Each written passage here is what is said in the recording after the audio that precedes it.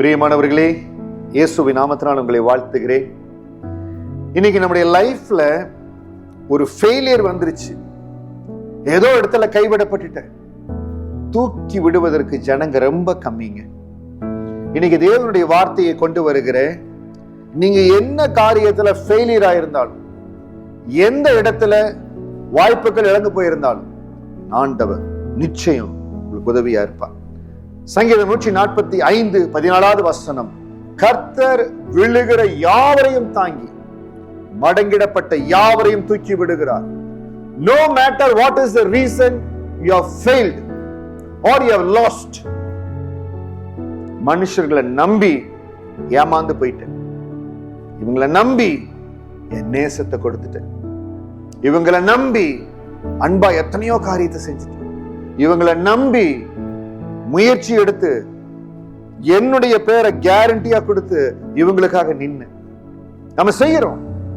மனிதர்களை பார்க்கிறோம், அன்பாய் பழகுறாங்க, உண்மையா இருக்கிறாங்க.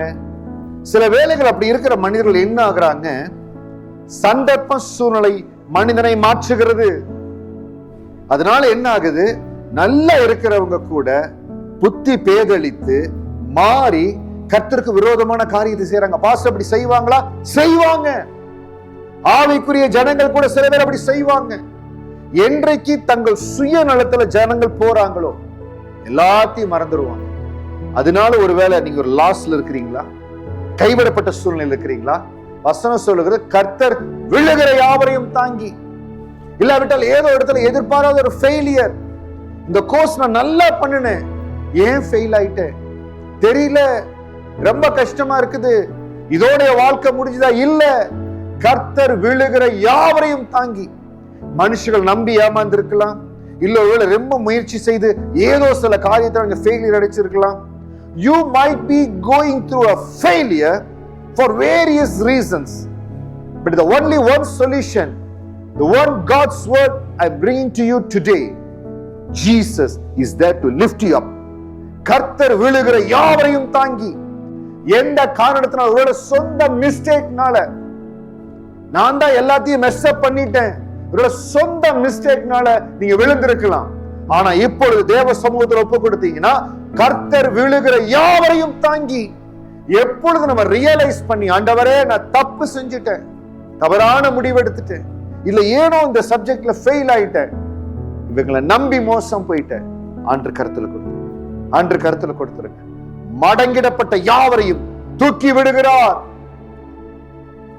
ஏமாந்து எத்தனையோ காரியத்தில் எவ்வளவோ செலவு பண்ணிட்டேன், இவங்களை நம்பி செலவு பண்ணேன், நம்பி இன்வெஸ்ட் பண்ணேன், கீழே போயிருவனும், கீழே ரொம்ப லாஸ்ட்ல போயிருவனும். மடங்கிடப்பட்ட யாவரையும் தூக்கி விடுகிறார். இல்ல, அப்ப அவரை நம்பி நில்லுங்க, உங்களுக்கு என்று ஒத்தாசை கொடுப்பார். அவரை நம்பி நில்லுங்க. ஏன்னா நீங்க நல்ல எண்ணத்தோட செய்திருக்கிறீங்க. இதுதான் எனக்கு ஒரு நம்பிக்கைங்க. எந்த இடத்துல எல்லாம் விதைத்தனோ, எந்த இடத்துல எல்லாம் உழைத்தனோ, கர்த்தருக்கு முன்பாக, தேவனுக்கு முன்பாக ஆண்டவருக்காய் உழைத்து, ஆண்டவருக்காய் சொல்லி அவருக்காய் செய்தனால நான் விழுகிற சூழ்நிலை, மடங்கடிக்கப்படுகிற சூழ்நிலை, அதுல எல்லாம் கடந்து போனேன். I am preaching the word which I experienced and I saw God's hand in it. நான் மடங்கிடப்பட்ட இடத்துல, நான் விழுகிற போல இருந்த இடத்துல கர்த்தர் தூக்கி எடுத்தாருங்க. அந்த கரம் தூக்கி எடுத்தது ஏன்னா செய்ததெல்லாம் நல்ல எண்ணத்தோட, தேவனுக்கு முன்பாக கர்த்தருக்கு பிரியமாய் செய்த. அதே போலதான் நீங்களும் ஆண்டவருக்காக, தேவனுக்கு பிரியமாய் கர்த்தர் கொடுத்த காரியத்துல உங்க முழு மனதோடு காரியத்தை செஞ்சிருக்கிறீங்க. There is some failures, some detours, ஏதோ சில லாசஸ் வந்திருக்கலாம். நான் நிச்சயம் நான் சொல்றேன், என் ஆண்டவர் உங்களை தூக்கி எடுப்பார். அருமையான சகோதரி சகோதரியே, இன்னைக்கு இருக்கிற இதே கண்ணீரின் சூழ்நிலை இருக்க மாட்டீங்க, இதே கவலையின் சூழ்நிலை இருக்க மாட்டீங்க. என் ஆண்டவர் உங்களை தூக்கி நிறுத்துவார். உங்க மேல வைத்த தேவ திட்டம் வெளியேறும். இன்றைக்கு சொல்லுகிறேன், உங்களுக்குள் இருந்து அபிஷேக ஆவியானவர் வெடித்து கிளம்ப போகிறார். உங்களுக்குள் இருந்து ஒரு மகிமையான தேவ திட்டம் வெளியில வரப்போகிறது. உங்களுக்குள் இருந்து என் ஆவியானவர் மகிமையாய் பெரிய காரியங்களை செய்ய போறார். உங்களை தூக்கி எடுக்க போறார், ஆசீர்வாதமா வைக்க போறார். எந்த இடத்துல யோசேப்பு கடை நிலையில அழுத்தப்பட்டாரோ, ஆள் அனுப்பி அவனை அழைப்பி என்று சொல்லி கர்த்தர் உயர்த்தினார். அதே உயர்வு உங்களை தேடி வருகிறது. தேவனுடைய ஆசீர்வாதம் உங்களை தேடி வருகிறது. Get ready to receive the blessing. கர்த்தருடைய ஆசீர்வாதம் உங்களை தேடி வருகிறது.